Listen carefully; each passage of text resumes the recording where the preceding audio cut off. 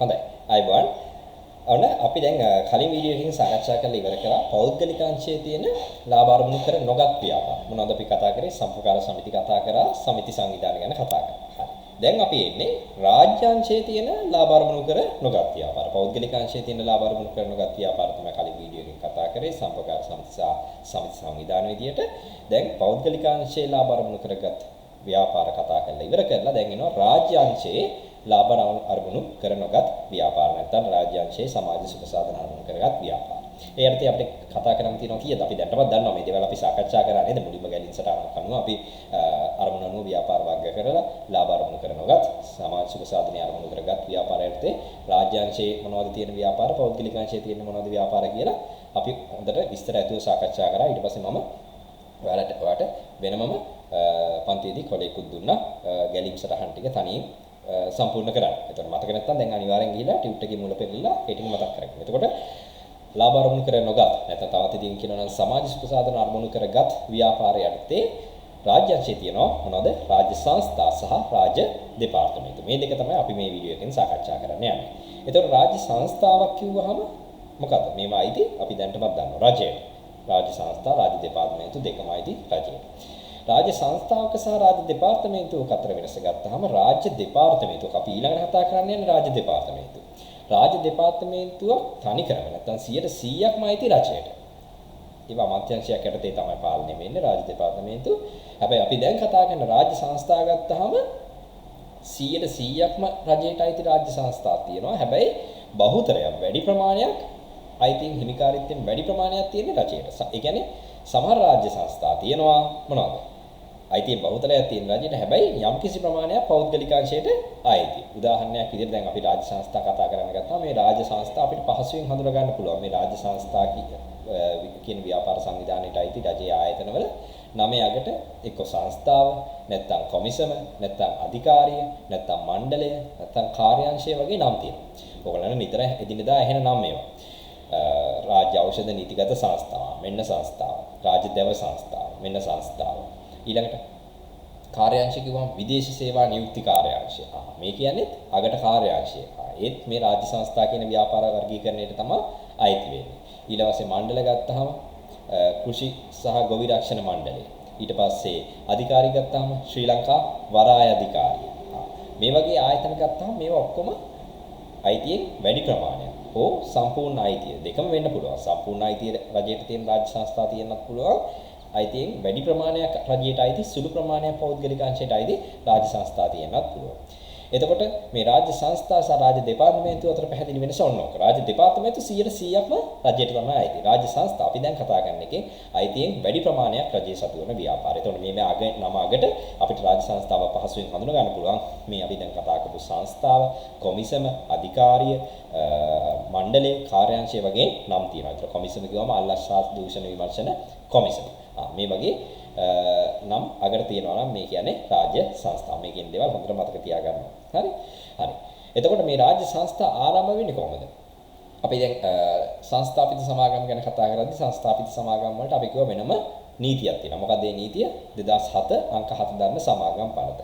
මේ සමාගම් පනත හැර වෙනත් විශේෂ නීතියක් හෝ පාර්ලිමේන්තුවේ සම්මත කරගත්ත පොදු නීතියක් යටතේ ආරම්භ කරන රජයේ ආයතන වලට රජයේ ආයතන මතක තියාගන්න. සංස්ථාපිත සමාගම් කියේ පෞද්ගලික අංශය දේවා. සමාගම් පනත හැර වෙනත් නීතියක් මගින් නැත්නම් වෙනත් පනතක් මගින් ඒක සමහරක් විට කිසියම් රාජ්‍ය සංස්ථාවක් විශේෂ හේතුවක් නිසා ආරම්භ කරන්න සිද්ධ වෙනවා නම් ඒකට විශේෂ නීතියක් විශේෂ පනතක් පාර්ලිමේන්තුවේ සම්මත කර ගන්නවා වෙන්න පුළුවන්. ඒතකොට අපි කියනවා විශේෂ පනතක් කියලා. නැත්නම් පොදු පාර්ලිමේන්තු පනතක් හැටියට දැන්ටමත් තියෙන රටේ නීතියක් යටතේ ආරම්භ කරන ආයතන වලට අපි කියනවා සාහිත්‍යයෙන් සම්පූර්ණයෙන් හෝ කොටසක් රජයට අයිති ආයතනට අපි කියනවා රාජ්‍ය සංස්ථා කියලා. එතකොට අපි කොහොමද රාජ්‍ය සංස්ථා නිර්වචනය කරන්නේ? සමාගම් පනත යටතේ හැර අපි අර කතා කරපු 2000 අංක 7 දාන සමාගම් පනත හැර වෙනත් නීතියක් යටතේ සමාගම් පනත ඇරුණාම වෙනත් නීතියක් යටතේ සංස්ථාපනය කරනවා කියන අදහස් කරන්නේ සමාගමක් ආරම්භ කරනවා නැත්නම් ව්‍යාපාරයක් ආරම්භ කරනවා පිහිටවනවා කියන අදහස තමයි සංස්ථාපනය කියලා කියන්නේ. සමාගම් පනත යටතේ හැර වෙනත් නීතියක් යටතේ සංස්ථාපනය කළ පූර්ණ අයිතිය රජයේ සතු වෙන සම්පූර්ණ අයිතිය රජයේ සතු වෙන රාජ්‍ය සංස්ථා තියෙන්නත් පුළුවන් හෝ අයිතියෙන් වැඩි ප්‍රමාණයක් රජයේ සතු වෙන ව්‍යාපාර වලට අපි මොකද්ද කියන්නේ රාජ්‍ය සංස්ථා කියලා. කියන. එහෙනම් මොනවද රාජ්‍ය සංස්ථා කියලා කියන්නේ? සමාගම් පනත යටතේ හැර වෙනත් නීතියක් යටතේ සංස්ථාපනය කළ පූර්ණ අයිතිය රජයේ සතු වන හෝ අයිතියෙන් වැඩි ප්‍රමාණයක් රජයේ සතු වන ව්‍යාපාර වලට අපි රාජ්‍ය සංස්ථා කියලා කියනවා. හරි. එහෙනම් වීඩියෝ එක පොස් කරලා මේක ඔයාගේ ටියුට් එකේ ලියන්න. හරි. ඒක ලියලා වීඩියෝ එක බලන්න. රජය විසින් පත් කරන අධ්‍යක්ෂක මණ්ඩලයක් මගින් රාජ්‍ය සංස්ථා පාලනය වෙනවා. එතකොට අපි සංස්ථාපිත සමාගම් වල අපි ඉගෙන ගත්තා සංස්ථාපිත සමාගම් වල සෑම කොටස් හිමියෙක්ටම කියන්නේ සෑම කොටසකටම එක ඡන්ද බලය ගන්න හිමි වෙනවා. ඒකෙන් තමයි අපි අර ඉගෙන ගත්ත විදිහට මේ රයානුයි මෙතිනුයි අධ්‍යක්ෂකවරු විදිහටපත් උනේ. එතකොට මෙතෙන්දී රජයට වැඩි අයිතියක් තියෙන නිසා මෙතන කොටස් නිකුතුවක් වෙන්නේ නැහැ. නමුත් හිමිකාරීත්වය ගත්තාම වැඩි අයිතියක් රජයට තියෙන්නේ. එහෙනම් රජය විසින් තමයි මේව පාලනය කරන්න, කළමනාකරණය කරන්න අවශ්‍ය කරන අධ්‍යක්ෂක මණ්ඩලය පත් කරන්නේ. එතන මම අර කිව්වා වගේ මේ ව්‍යාපාර විශේෂ කියන්නේ විශේෂ අවස්ථාවකට මේ රාජ්‍ය පිටවනවා නම් විශේෂ පනතක් ඒ වෙනුවෙන්ම පාර්ලිමේන්තුවේ පනතක් කියලා කියන්නේ පනතක් සම්මත කරලා තමයි පනතක් තමයි නීතියක් බවට පත් වෙන්නේ. ඒක තමයි මේ ටික ඔක්කොම ආට පැහැදිලිව අන්තියේදී කියලා දුන්නා නේ. 2007 හවුල් ව්‍යාපාර ආඥා පනත කියලා දෙන වෙලාවේ මම කිව්වා පනතක් පාර්ලිමේන්තුවට ගේනවා. ඒ පනත සම්මත වුණාම තමයි රටේ නීතියක් බවට පත් වෙන්නේ. ඒතකොට පාර්ලිමේන්තුව තමයි රටේ නීති හදන ස්ථානය. එතෙන්ට යවන 225 දෙනා තමයි අපි වෙනුවෙන් නැත්නම් මුළු මිලියන 22ක් ජනතාව වෙනුවෙන් ලංකාවේ නීති පිළියෙල කරන්නේ. ඒක තමයි මම කිව්වා. හරි විදියට ඒ බුද්ධිමත් විදියට ඡන්දේ පාවිච්චි කරන මේ ගොඩාක් විස්තර මම ඔයාලට කිව්වා. ඒක දැන් ආයේ ටික මතක් කරන්න යන්නේ පන්ති ගොඩාක් කතා කරන නිසා. එතකොට මේ විශේෂ හෝ පොදු පාර්ලිමේන්තු පනතක් යටතේ තමයි රාජ්‍ය සංස්ථාවක් පිළිටවන්නේ. එතකොට රාජ්‍ය සංස්ථාවක් හඳුනා ගන්න පුළුවන් අපිට ඒ සංස්ථාවේ රාජ්‍ය සංස්ථාවක් හඳුනා ගන්න පුළුවන් විදිය තමයි ඒ ව්‍යාපාර සංවිධානයේ නම අගට සංස්ථාව. ජාතික රූපවාහිනී සංස්ථාව, රාජ්‍ය ඖෂධ නීතිගත සංස්ථාව. එතකොට රාජ්‍ය දේව සංස්ථාව මේ වගේ නැත්නම් කොමිසම් අල්ලසා දූෂණ විමර්ශන කොමිසම් සභාව. ඊට පස්සේ අධිකාරී ශ්‍රී ලංකා වරාය අධිකාරී මණ්ඩලය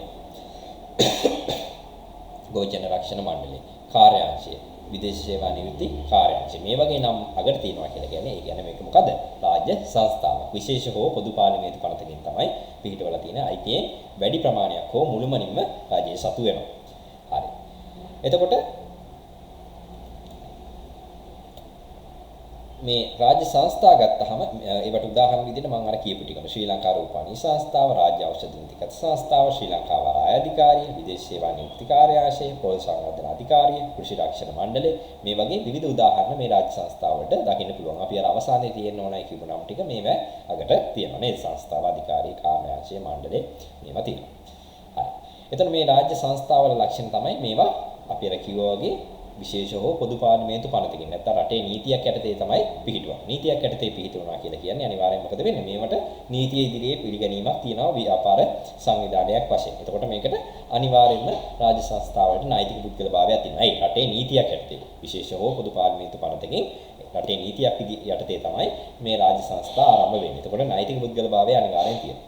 එතන මේ රාජ්‍ය සංස්ථාවල ප්‍රධානිය මරුණා කියලා යා බුන්නතුනා කියලා සංස්ථාව වෙනව නෑ. ඒක රජය විසින් තමයි පිහිටවලා තියෙන්නේ. ඒ කියන්නේ අනිවාර්යෙන් අඛණ්ඩ පැවැත්ම තියෙනවා. ඒකේ ඉන්න ප්‍රධානීන් මත දේවල් වෙනස් වෙන්නේ නෑ. ඒ ප්‍රධානියා විශ්‍රාම ගියාම තව කෙනෙක්පත් වෙනවා. ඒ රාජ්‍ය සංස්ථාවල ඕනෑ තරම් ඉන්න ඉහළ පෙළේ අධ්‍යක්ෂක මණ්ඩලයේ ප්‍රධානී විශ්‍රාම යනවා, අයින් වෙනවා, වෙනත් තැන් වලට මාරු වෙනවා. එහෙම වුණා කියලා ඒ රාජ්‍ය සංස්ථාවට ඒකේ පැවැත්මට බලපෑමක් වෙන්නේ නැහැ. ඒ නිසා රාජ්‍ය සංස්ථාවක අනිවාර්යෙන් නෛතික පුද්ගලභාවයක් තියෙනවා. අනිවාර්යෙන් අඛණ්ඩ පැවැත්ම තියෙනවා. එතකොට මේක කිව්වාගේ අයිතීන් වැඩි ප්‍රමාණයක් රජයේ සතු වෙනවා. සමහර රාජ්‍ය සංස්ථාවල විශේෂයෙන් ශ්‍රී ලංකා වරාය අධිකාරිය වගේ රාජ්‍ය සංස්ථා ගත්තාම ඒවෙන් කොටසක අයිතිය පෞද්ගලික අංශයට තියෙනවා. නමුත් වැඩි අයිතියක් තියෙන්නේ රජයේ සතු. එතකොට මේව ආරම්භ කරන්නේ රටේ නීතියක් යටතේ දැනට පවතින පොදු නීතියක් යටතේ නැත්නම් පොදු පනතක් යටතේ නැත්නම් විශේෂයෙන් මේ වෙනුවෙන් පිටවන ලද නීතියක් යටතේ පනතක් යටතේ ආරම්භ කරනවා. හරි. එතකොට මේකේ ලක්ෂණ ටික අපි කියවගෙන යමු.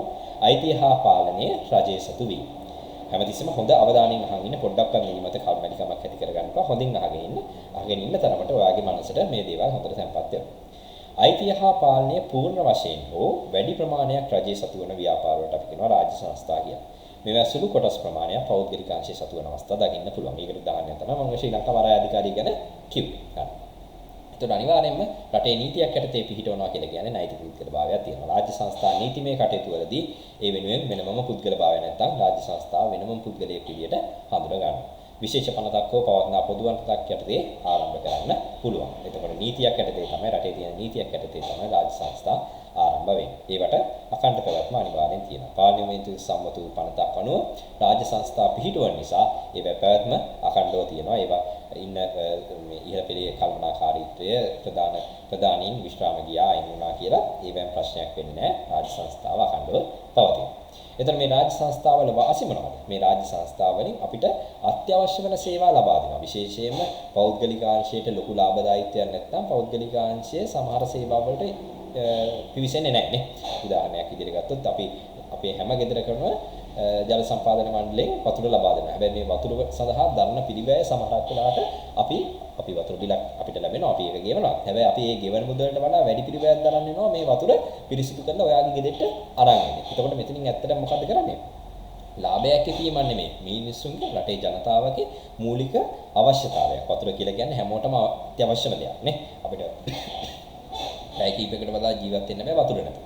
එතකොට මේ වතුර සැපයීම සාධාරණ ඇත්තටම රජයට දරන්න වෙන පිළිවෙලටත් වඩා අඩු මුදලකින් තමයි අපිට වතුර ලබා දෙන්නේ. ඒතර මේ වගේ සමාජ සුබසාධන සේවා නැත්නම් සමාජයට අත්‍යවශ්‍ය වෙන සේවා සපයන්නේ මේ රාජ්‍ය සංස්ථා රජයේ පාලනය යටතේ ක්‍රියාත්මක වෙනවා. මහජනතාවට අත්‍යවශ්‍ය වෙන බොහෝ සේවා පෞද්ගලිකාංශයේ විසින් සැපයීමට ඉදිරිපත් නොවන අතර ඒ සඳහා රාජ්‍ය සංස්ථා ක්‍රමය පාවිච්චි කරනවා. එතකොට රජයේ විසින් මොකද කරන්නේ? ලාභය බලන්නේ නැතුව මිනිසුන්ගේ ජන ජීවිතය පවත්වාගෙන යන සාමාන්‍ය එදිනදා දේවල් අපේ ජීවන රටාව එදිනදා දේවල් හරියට පවත්වාගෙන යන කරගෙන යන්න මේ රාජ්‍ය සංස්ථාවලින් විවිධ වූ සේවා ලබා දෙනවා. ඉතින් ජාතික ජල සම්පාදන ආජලා ප්‍රවාහන මණ්ඩලය, අපි දාන වෝටර් බෝඩ් එක, ඉලෙක්ට්‍රිසිටි බෝඩ් එක, ලංකා විදුලි බල මණ්ඩලය මේවා උදාහරණ. එතකොට මේ මගින් අපිට ජීවත් වීම සඳහා අවශ්‍ය කරන සේවා සැපීම රාජ්‍ය සංස්ථා මගින් කරනවා. ලාභ අරමුණක් ඇති කරගන්නේ නැතුව සමාජ සුබසාධන අරමුණකින්. ඊළඟට පෞද්ගලිකාංශයේ ඒකාධිකාරී බලපෑම අවම කරන්න. ඉතින් හොඳම උදාහරණය කියන්නේ සමහර ව්‍යාපාර ක්ෂේත්‍රවල රජයක් තියෙනවා පෞද්ගලිකාංශයක් තියෙනවා.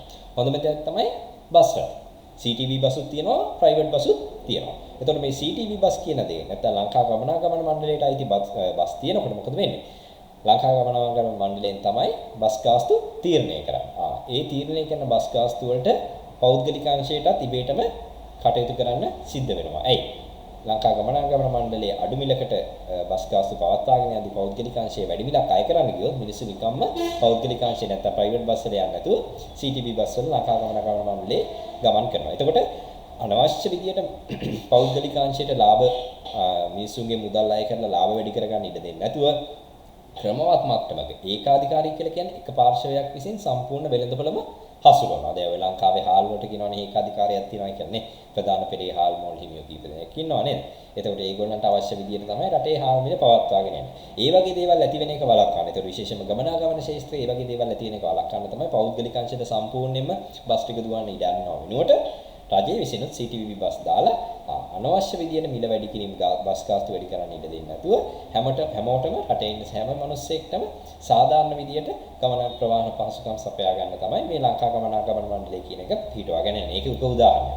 ඒතකොට රාජ්‍ය ඖෂධ නීතිගත සංස්ථාව මොකක්ද ඒවෙන් කරන්නේ? බෙහෙත් නිෂ්පාදනය කරනවා. එතකොට පෞද්ගලිකාංශයට බෙහෙත් නිපදවල අධික ලාභ ලබා ගන්න තියෙන අවස්ථාව අඩු කරලා තියෙනවා රාජ්‍ය ඖෂධ නීතිගත සංස්ථාවෙන් සාධාරණ මිලකට බෙහෙත් ලබා දෙලා. ඉතින් අපි ආණ්ඩුව ස්පිරිතාලයකට ගියාම වැඩි හරියක් තියෙන රාජ්‍ය ඖෂධ නීතිගත සංස්ථාවේ බෙහෙත් තමයි. ඒතර ඒවා ඔයාට ෆාමසි වලින් ගන්නත් තියෙනවා. ඒතකොට ෆාමසි වල පෞද්ගලිකාංශයේ බෙහෙත් නිෂ්පාදකයන්ට අධික ලෙස ලාභ උපයන එක වළක්වන්න තමයි මේ රාජ්‍ය ඖෂධ නීතිගත සංස්ථාව කියන එක පිටවන්නේ. ඒතකොට සංස්ථාවල තවත් වාසියක් තමයි පෞද්ගලිකාංශයේ ඒකාධිකාරී බලපෑම අවම කරන්නේ. නැත්නම් Taman විසින් පෞද්ගලිකාංශයේ විසින් කැමති විදියට වෙළඳ පොලේ කැමති මිල ගණන් යටතේ භාණ්ඩ විකුණලා අනවශ්‍ය ලාභ ලබලා මහජනයා පීඩාවට පත් කරන්න තියෙන ඉඩකඩ මේ රාජ්‍ය සංස්ථාවලින් අඩු කරලා අවම කරලා දෙනවා. එතන මම මේ උදාහරණත් එක්ක කියන්නේ ඔයාලට හොඳට මතක හිටියි. හරි? ඒ නිසා මේ රාජ්‍ය සංස්ථාවල වාසි කියන එක මේ කියන දේ හොඳට අහගෙන ඉඳලා එතනින්ම ඔයාගේ මතකයේ මනසේ තැම්පත් කරගන්න ඕනේ. ආයෙ පාඩම් කරන්න අමතක වෙන්න ඉඩ තියන්න එපා. හරි. එතන පෞද්ගලිකාංශයේ ඒකාධිකාරී බලය තුලින් ඇති කරන අහිතකර බලපෑම අවම කිරීම සඳහා රාජ්‍ය සංස්ථා යොදා ගනිමින් තරංකාරී පරිසරයක් නිර්මාණය කරලා තියෙනවා. ඒක උදාහරණයක් තමයි ශ්‍රී ලංකා ගමනාගමන මණ්ඩලයේ රාජ්‍ය ඖෂධ නීතිගත සංස්ථාව. මේ වගේ උදාහරණ අපිට දකින්න පුළුවන්. ඊට පස්සේ මේ මොකද වෙන්නේ? රාජ්‍ය සංස්ථා වලින් හරි ලංකා ගමනාගමන මණ්ඩලයේ ගාස්තුවක් අය කරනවා නේද? ඊට පස්සේ ලංකා විදුලි බල මණ්ඩලයෙන් විදුලියට ගාස්තුවක් අය කරනවා. ශ්‍රී ලංකා එතකොට මේ වගේ විවිධ රාජ්‍ය සංස්ථා වලින් ලබා දෙන සේවාවන් වලට යම් ගාස්තු අය කරනවා වෙන්න පුළුවන්. හැබැයි එහෙම ගාස්තුවක් අය කරලා ඒකෙන් ලාභයක් ඉපෙවුවොත් ඒ ලාභෙත් ආපහු යන්නේ රටේ මහ ජනතාවටම තමයි.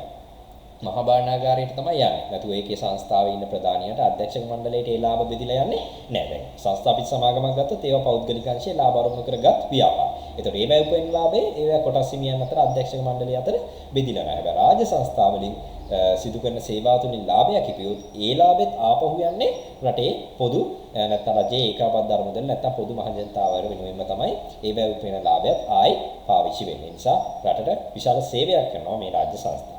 ලාභය මහජනයා සතු වීම. රාජ්‍ය සංස්ථාවක් උපයන ලාභයෙන් කොටසක් රජයේ ඒකාබද්ධ ධර්ම වලට බැර කිරීම සිද්ධ වෙනවා. හැබැයි මේ රාජ්‍ය සංස්ථාවලත් අවාසි තියෙනවා මොනවාද? රජයේ නීතියක් යටතේ තමයි පිහිටවන්නේ. එතකොට රජයේ දේශපාලකයන් මේවා උඩින් ඉන්නවා. එතකොට තීරණ ගැනීමේදී රාජ්‍ය සංස්ථාවල ඉන්න ප්‍රධානීන්ට අධ්‍යක්ෂක මණ්ඩලයට තමන්ට කැමති විදියට තීරණ ගන්න බෑ. ඇයි? ඉහළින් දේශපාලන බලපෑම් ඇති වෙනවා. එතකොට තීරණ ගැනීමේ ස්වාධීනත්වයක් රාජ්‍ය සංස්ථාවල පාලනාධිකාරියට නැති වෙන්න පුළුවන්. ඊට පස්සේ රජයේ නිකුත් කරන මූල්‍ය රෙගුලාසි විවිධ නීති රීති රෙගුලාසි වලට යටත් වෙන්න වෙනවා. ඒවට අනුකූලව තමයි පවත්වාගෙන යන්නේ. තීරණ ගන්න ගියාම ස්වාධීනව ගන්නත් බෑ. තීරණ ගන්නත් සෑහෙන කාලයක් යනවා. ඒ තියෙන රජයේ ක්‍රමවේද ඔක්කොම අනුගමනය කළා තමයි තීරණයක් අරගෙන ක්‍රියාත්මක කරන්න සිද්ධ වෙන්නේ. මේ වගේ අවාසි අපිට දැක ගන්න පුළුවන්. හරි. එතකොට රාජ්‍ය සංස්ථා ගැන අපි සාකච්ඡා කරා නේද? එතකොට පූර්ණ වශයෙන් හෝ වැඩි ප්‍රමාණයක් රජයේ සතු වන සමාගම් පනත හැර වෙනත් විශේෂ නීතියක් හෝ විශේෂ පනතක් හෝ පොදු පාර්ලිමේන්තු පනතක් යටතේ ආරම්භ කරපු ව්‍යාපාර වලට කියනවා අපි රාජ්‍ය සංස්ථා කියලා. එතකොට මේ රාජ්‍ය සංස්ථා වලින් වෙළඳපොළ ඒකාධිකාරිය ඇති බලක්වා ගන්න, මිනිසුන්ට අත්‍යවශ්‍ය වෙන සේවා සපයන්න, මේ වගේ ගොඩක් දේවල් ලාභේ ආපුමාචනය අතර බෙදාගෙන මේ වගේ ගොඩක් දේවල් කරනවා. ඉතින් මේවා අනිවාර්යයෙන්ම රටේ නීතියක් යටතේ පිටවෙන නිසා නෛතික පුද්ගලභාවය තියෙනවා, අඛණ්ඩ පැවැත්ම තියෙනවා. පාර්ලිමේන්තු පනතක් යටතේ තමයි ආරම්භ වෙන්නේ.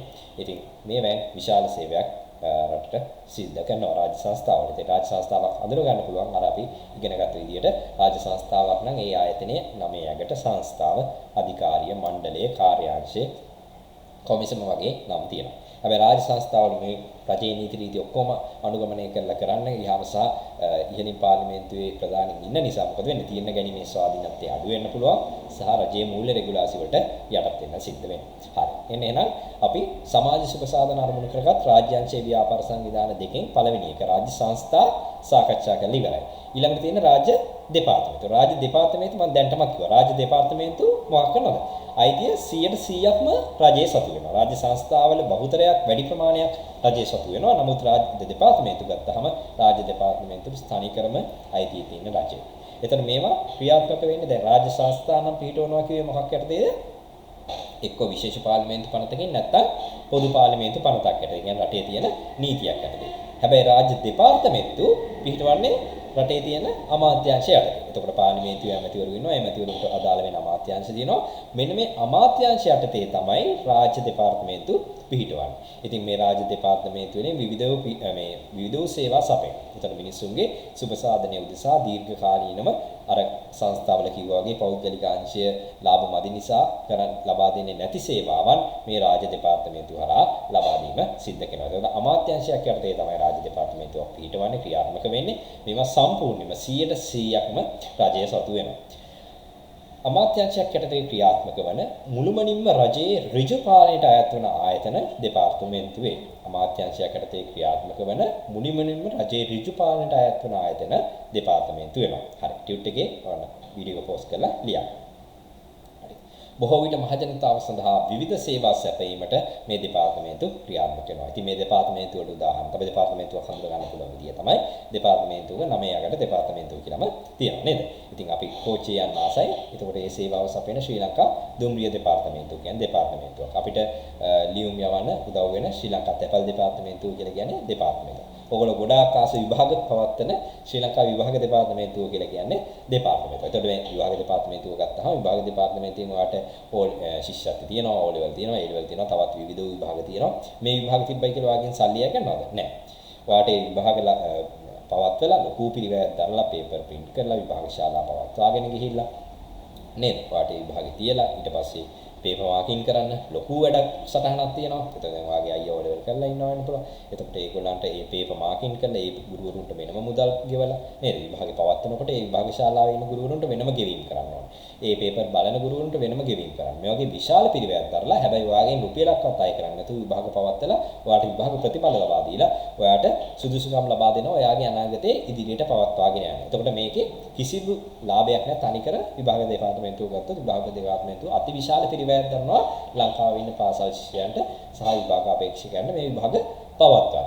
එතකොට මේකෙන් මොකද්ද බලාපොරොත්තු වෙන්නේ? අර සමාජ සුබ සාධනය. හොඳ උගත් පිරිසක් ඒ නියමිත ප්‍රමිතියේ විභාග පවත්වලා දක්ෂ පිරිසක් සමාජයට දායාද කරන්න තමයි මේ විභාග දෙපාර්තමේන්තුව කටයුතු කරන්නේ. ඒතකොට මෙතන කිසිදු ලාභ ආරම්භයක් නැහැ. තනිකර සමාජ සුබ සාධන ආරම්භයක් වෙනුවෙන් තමයි කටයුතු කරන්නේ. දැන් දුම්රිය දෙපාර්තමේන්තුව වගේ එකක් තමයි වැටුණා. හරි. කෝච්චියන් ටිකට ගන්න ඕන. හරි. හැබැයි ඊට වඩා ලොකු සේවයක් ඒ තුලින් ලැබෙනවා. මිනිස්සු විශාල ප්‍රමාණයකට ප්‍රමාණ පාසුකම් සපයන්න පුළුවන්. ඉතින් උදේක කොළඹ ස්ටේෂන් එකට ගියොත් බලා ගන්න පුළුවන් මිනිස්සු දහස් ගණන් මේ දුම්රිය සේවය ලබාගෙන තමන්ගේ කාර්යාල කරා ඔෆිස් කරා ගමන් කරනවා. ඉතින් මේ වගේ විශාල සේවයක් ලබා දෙනවා මේ දෙපාර්තමේන්තු සහ දෙපාර්තමේන්තු තුලින්. හරි. එතකොට මේවා අමාත්‍යාංශයක් යටතේ තමයි ක්‍රියාත්මක වෙන්නේ. 100% රජයේ ඍජු පාලනයට යටත් වෙනවා. හරි. එතකොට මේ රාජ්‍ය දෙපාර්තමේන්තු වල ලක්ෂණය තමයි රජයේ ඍජු පාලනයට යටත් වෙන නිසා රජයේ හැම අවුරුද්දෙම නොවැම්බර් වල ආණ්ඩුවෙන් අයවැය කියවනවා නේද? ඊළඟ පාර දැන් මේ අවුරුද්දේ නොවැම්බර් අයවැය කියනකොට හොඳට අහන්න. අයවැයෙන් කියනවා මේ දෙපාර්තමේන්තුවට මේ අමාත්‍යාංශ වලට මෙච්චර මුදල් ප්‍රතිපාදන වෙන් කරනවා කියලා. එහෙනම් දෙපාර්තමේන්තු වලට අර මුදල් සපයන්නේ රජය මගින්. ඒතකොට රජයෙන් ලබා දෙන අර මුදල් වලින් තමයි අර අපි කතා කරපු විභාග දෙපාර්තමේන්තුව, ඔයාගේ අච්චුපොත් ටික ඔයාට ලැබෙන අධ්‍යාපන ප්‍රකාශන දෙපාර්තමේන්තුව. දැන් ඔයාට අච්චුපොත් ඔක්කොම දෙනවා විෂයන් ඔක්කොටම අදාළ. ඔයාගෙන් කීයක්වත් ගන්නවද අච්චුපොත් ටිකට කියලා නෑ. එතකොට ඒවා සම්පූර්ණයෙන්ම ඔයාගේ අනාගතය වෙනුවෙන් ඔයාගේ ඉගෙනීම වෙනුවෙන් රටට උගත් පිරිසක් දායාද කරන්න මේ දෙපාර්තමේන්තුව වලින් දක්වන දරන පිරිවැයතොර ඔයාගේ අච්චුපොත් ටික ගහන අධ්‍යාපන ප්‍රකාශන දෙපාර්තමේන්තුව කියන්නේ මේ අපි කතා කරන රාජ්‍ය දෙපාර්තමේන්තුව. ඒතකොට ඔයාට විභාගයේ පවත්වන විභාග දෙපාර්තමේන්තුව කියලා කියන්නේ අපි මේ කතා කරන රාජ්‍ය දෙපාර්තමේන්තුව. මේවට සම්පූර්ණ අරමුදල් රජයේ මගින් සපයන්නේ. ඒතකොට මේවා රටේ නීතිමය තත්ත්වයක් යටතේ අමාත්‍යාංශයක් යටතේ පිහිටවනවා. ඒ නිසා ඒවට අඛණ්ඩ පැවැත්මක් තියෙනවා. ඒවා අයිතිය සම්පූර්ණ 100%ක් රජයේ සතුයි. විශේෂම දේ තමයි අපි රාජ්‍ය සංස්ථාවල කිරීම නෛතික පුද්ගලභාවයක් ගැන කතා කරා. රාජ්‍ය දෙපාර්තමේන්තුවේ ප්‍රධානියෙක් ඉන්නවා. දැන් උදාහරණයක් විදිහට ගත්තොත් එහෙම විභාග අපි දැන් කතා කරපු විභාග දෙපාර්තමේන්තුවේ ප්‍රධානියන්ට තියෙන නිල නාමයක් තියෙනවා. නිල නාමයක්. යාව හඳුනන නාමයක් තියෙනවා. ඒක ප්‍රධානියා දැන් ඉස්කෝලේ ප්‍රින්සිපල් විදුහල්පතිතුමා කියනවා වගේ ලොක්කට නේද? ඉස්කෝලේ ප්‍රධානියාට විදුහල්පතිතුමා කියනවා වගේ මේ දෙපාර්තමේන්තුවල ප්‍රධානියන්ට කියන විශේෂ නම් තියෙනවා. උදාහරණයක් විදිහට දැන් මම කියන් ආවේ විභාග දෙපාර්තමේන්තුව. විභාග දෙපාර්තමේන්තුවේ ප්‍රධානියට කියන නම තමයි විභාග කොමසාරිස් ජෙනරාල්. දැන් ඔයාලට නිවුස් වල එහෙම O level A level ලඟ වෙනකොට විභාග කොමසාරිස් ජෙනරාල්තුමා ඇවිල්ලා දරුවන්ට උපදෙස් ලබා දෙනවා මේ විදිහට කටයුතු කරන්න, ඇඩ්මිෂන් අරන් යන්න, මෙච්චර වෙලාවකට කලින් විභාග ශාලාවට යන්න. මේ විභාග දෙපාර්තමේන්තුවේ ප්‍රධානියා තමයි ඇවිල්ලා කතා කරන්නේ. ඉතින් ඒ වගේ එක දෙපාර්තමේන්තු වල ප්‍රධානීන් ඉන්නවා. කෝච්චි වල ගැටලු තියෙන දවස් වලට දුම්රිය දෙපාර්තමේන්තුවේ ප්‍රධානියා ටීවී එකේ කතා කරනවා. එයාගේ නිල නාමය වෙන්නේ දුම්රිය දෙපාර්තමේන්තුවේ. දැන් විභාග දෙපාර්තමේන්තුවේ නම් විභාග කොමසාරිස් ජෙනරාල්. දුම්රිය දෙපාර්තමේන්තුවේ නම් ප්‍රධානියට කියනවා දුම්රිය සාමාන්‍ය අධිකාරී. එයා තමයි දුම්රිය දෙපාර්තමේන්තුවේ ලොක්කා. ඒ වගේ දෙපාර්තමේන්තු වල ප්‍රධානීන්ට නිල නම් තියෙනවා. ඒ නිල නාමයෙන් එයාට නීතිය ඉදිරියේ පෙනී හිටින්න පුළුවන්. එතකොට ඒ දෙපාර්තමේන්තුවේ ගැටලුවක් වුණොත් නඩුව දාන්නේ ඇත්තටම අර නිල නාමයට එරෙහිව. විභාග කොමසාරිස් ජෙනරාල්වරයාට එරෙහිව. නැතු ඒකේ ඉන්න පුද්ගලයාගේ නම මේ ප්‍රදීප් නම් ප්‍රදීප්ට එරෙහිව නඩුව දාන්නේ නැහැ. විභාග කොමසාරිස් ජෙනරාල්වරයාට එරෙහිව තමයි නඩුව දාන්නේ.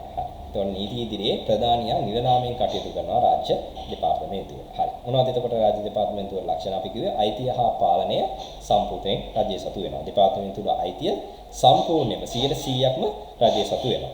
පාර්ලිමේන්තුවේ අදාළ අමාත්‍යාංශයේ ඍජු පාලනයට යටත් වෙනවා. එතකොට අපි දැන් කතා කරපු විභාග දෙපාර්තමේන්තුව ඊට පස්සේ අධ්‍යාපන ප්‍රකාශන දෙපාර්තමේන්තුව මේවා අයිති වෙන අමාත්‍යාංශ මොකද්ද? අධ්‍යාපන අමාත්‍යාංශය. මේ අධ්‍යාපන අමාත්‍යාංශය යටතේ තමයි ඕගොල්ලන්ගේ ඉස්කෝලේ තියෙන්නේ මේ විභාග දෙපාර්තමේන්තුව තියෙන්නේ අධ්‍යාපන ප්‍රකාශන දෙපාර්තමේන්තුව තියෙන්නේ මේ ඔක්කොගෙම ගුරුවරු පත් කරලා විදුහල්පතිවරු පත් කරලා ඒවට අවශ්‍ය කරන අනිකුත් නිලධාරීන් පත් කරලා පඩි ගෙවලා ඔක්කොගෙම බලාපොරොත්තු වෙන්නේ මොකද්ද? ඔයාට හොඳට උගන්වලා ඔයා උගත් පුරවැසියෙක් විදියට සමාජයට වැඩදායී පුරවැසියෙක් විදියට සමාජයට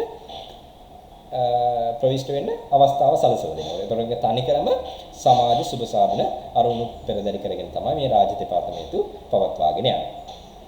දෙපාර්තමේන්තු ප්‍රධානීන් මගින් කළමනාකරන හා පරිපාලන කටයුතු කරනවා. ඒකෝල ඒ නිසා තමයි දෙපාර්තමේන්තුවේ ප්‍රධානියා නිල නාමයෙන් නීති ඉදිරියේ පෙනී සිටින්නේ. හරි. ඒක මතක තියාගන්න. නීතිමය කටයුතු වලදී පාර්ලිමේන්තු ප්‍රධානියා සිය නිලධාරීන් පෙනී සිටිනවා.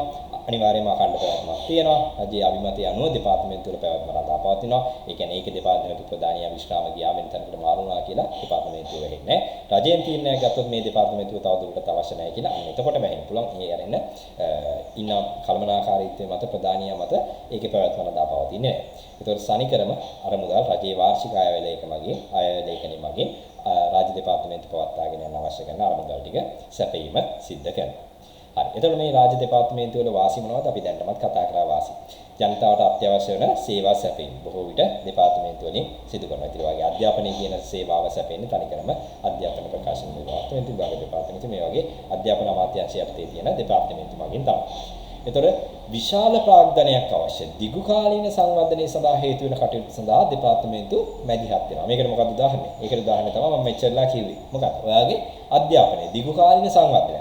ඔයාට එක වසරේ ඉඳලා 13 වසර වෙනකම් ඔක්කොම පොත් ටික දීලා ඉස්කෝලේ පවත්වලා ගුරුවරු යොදවලා ඔයාට සම්පූර්ණ ඉගන්නන එකේ මොකද බලාපොරොත්තු වෙන්නේ? දිගු කාලීනව අනාගතයේ ඔයා උගත් පුරවැසියෙක් විදියට රටට සේවයක් කරන්න පුළුවන් දැනුමක් තියෙන පුරවැසියෙක් විදියට සමාජයට යොදවෙන්නේ. එතකොට මේ දෙපාර්තමේන්තු මගින් තමයි ඔයාට දීර්ඝ කාලීනව මේ දෙයට අවශ්‍ය කරන සියලුම අරමුදල් යොදවලා ඔයාගෙන් සතයක්වත් අය කරන්නේ නැතුව ඔයාව උගත් පුරවැසියෙක් බවට පත් කරගන්න තියෙනවා. ඔයාට ලොකු වගකීමක් තියෙනවා. මේ රටේ සල්ලි වලින් තමයි ඔයා ඉගෙන ගන්න. එහෙනම් ඔයා උපරිමය ඉගෙනගෙන ඒ 9ක් දාලා ඒ ලෙවල් වලට ඒ 3ක් අරගෙන කැම්පස් ගිහිල්ලා ලක්ෂ ගානක පඩි ගන්න රටේ විශාල සේවයක් කරන පුද්ගලෙක් බවට ඔයාපත් වෙන්න දැනගන්න ඕනේ. ඒතකොට මේ දෙපාර්තමේන්තුව වලින් තමයි ඒක පෞද්ගලික අංශය මෙහෙම කරනවද?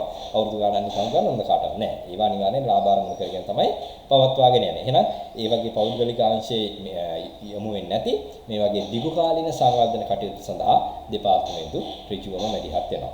තදේ රජයේ දෙපාර්තමේන්තු වල විශාල සේවක පිරිසක් ඉන්නවා. දැන් ඔයාට හිතා ගන්න පුළුවන් ඔයාගේ ඉස්කෝලේ ගුරුවරු කී දෙනෙක් ඉන්නවද නේ? ඒ වගේ ලංකාවේ ඉස්කෝල කීයක් තියෙනවද? ලංකාවේ පළාත් 9 ඉස්කෝල කීයක් තියෙනවද? මේ හැම ඉස්කෝලකම ගුරුවරු ඉන්නවා. මේ ගුරුවරු ඔක්කොම දෙපාර්තමේන්තු යටතේ තමයි ගන්නේ. ඒකට මේ වගේ විශාල පිරිසක් සේවය කරන නිසා ලංකාවේ රැකියාව අවශ්‍යතාවය පුද්ගලයන් දහස් ගණනකට ලක්ෂ ගණනකට රැකියාව සැලසෙනවා මේ දෙපාර්තමේන්තු හරහා. ඒතකොට දෙපාර්තමේන්තු වලින් තවත් ලැබෙන ප්‍රතිලාභය තමයි සමාජයට මේ වගේ දිගු කාලීන සංවර්ධන කටයුතු කරද්දී මිනිසුන්ට අත්‍යවශ්‍ය සේවා සපයද්දී දෙපාර්තමේන්තු වල වැඩ කරන පිරිසට විශාල ඒ කියන්නේ දෙපාර්තමේන්තු වලින් විශාල රැකියාව ප්‍රමාණයක් නිර්මාණය වෙන නිසා රටේ විශාල පිරිසකට තමන්ගේ රැකියාව අවශ්‍යතාවය සපුරා ගන්නත් හැකියාව ලැබෙනවා.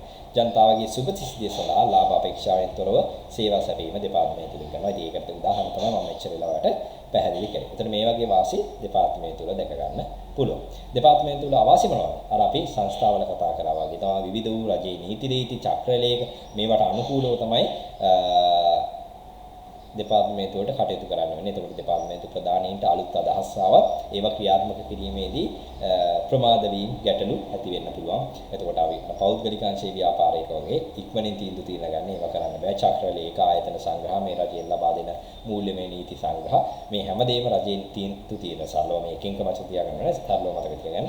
රජයේ නීති රීති සහ ක්‍රමවේද වලට යටත් තීන්දුව తీරන ගැනීමට හා කටයුතු කිරීමට රාජ්‍ය දෙපාර්තමේන්තුවට කරන්න සිද්ධ වෙනවා. ඒ නිසා අවශ්‍ය වෙලාවට අවශ්‍ය සේවා සමාරකට සපය ගන්නත් බැරි වෙන්න පුළුවන් ඒ තීන්දුව తీරන ගැනීමේ ක්‍රියාවලියේ තියෙන ප්‍රමාද වීම නිසා. ඒ වගේ තමයි දෙපාර්තමේන්තු වල සමහර දෙපාර්තමේන්තු වල ඔරොත්තු දෙන්නේ නැති තරම් සේවක පිරිසක් විවිධ දේශපාලන රජයන් තමන්ගේ ඒ දෙපාර්තමේන්තු වල ප්‍රධානීන් අපි ගෝ අමාත්‍යාංශයට තියෙන කෙනෙක්. ඒතකොට ඒ අමාත්‍යවරයා අලුතෙන්පත් වෙන අමාත්‍යවරයා තමන්ට හිතර්ශී පුද්ගලයන්ව ඒව රස්සාවල් දීලා බදව කරනවා. මේ විදිහට ආණ්ඩු මාරු වෙන සැරේට ඇමතිවරු මාරු වෙන සැරේට දෙපාර්තමේන්තු වල සේවකයන් බදවා ගැනීම නිසා ලංකාවේ අතිරික්ත සේවකයෝ ඔරොත්තු දෙන්නේ නැති තරම් ප්‍රමාණයක් සේවකයෝ ඉන්නවා. ඒ නිසා දෙපාර්තමේන්තු වල අනවශ්‍ය පිරිවැයක් සේවක නැත්නම් වැටුප් පිරිවැයක් දාන්න සිද්ධ වෙලා තියෙනවා. ඉතින් මේ වගේ අවශ්‍ය වෙන්න පුළුවන්. නමුත් සමස්තයක් ඉදිරියට ගත්තාම රාජ්‍ය සංස්ථා සහ රාජ්‍ය දෙපාර්තමේන්තු කියන දෙකම විශාල සේවයක් කරනවා. මේ දෙකම රජයට අයිති ලාභ අරමුණු කර නොගත් ව්‍යාපාර සංවිධාන නැත්නම් සමාජ සුබ සාධන අරමුණු කරගත් ව්‍යාපාර සංවිධාන. හරි. එතකොට ඔන්න අපි රාජ්‍ය සංස්ථා සහ රාජ්‍ය දෙපාර්තමේන්තු කියන සංවිධාන වර්ග දෙකම සාකච්ඡා කරා. ඒවැ ලක්ෂණ කතා කරා, වාසි සහ වාසි කතා කරා. එතකොට මේ වීඩියෝ එක අනිවාර්යෙන් ආයි පාරක් මුලින්ම බලන්න. බලලා ටියුට් එක හොඳට කියවලා සියලුම දේ මතකයට අරගෙන ටියුට් එක වහලා තනියෙන් ලියන්න. රාජ්‍ය සංස්ථාවල ලක්ෂණ මොනවද? වාසි මොනවද? අවාසි මොනවද? රාජ්‍ය දෙපාර්තමේන්තු වල ලක්ෂණ මොනවද? වාසි මොනවද? අවාසි මොනවද? උදාහරණත් එක්ක ලියන්න. එතකොට තමයි ඔයගේ මනසේ මේ දේවල් හොඳින් තත්පත්. හරි. එහෙනම් අපි ඊළඟ වීඩියෝ එකෙන් හමු වෙනකෝ ඔයා මේ වැඩ ටික ඉවර කරගන්න. හරි. එහෙනම් බොහොම ස්තුතියි. ආයුබෝවන්.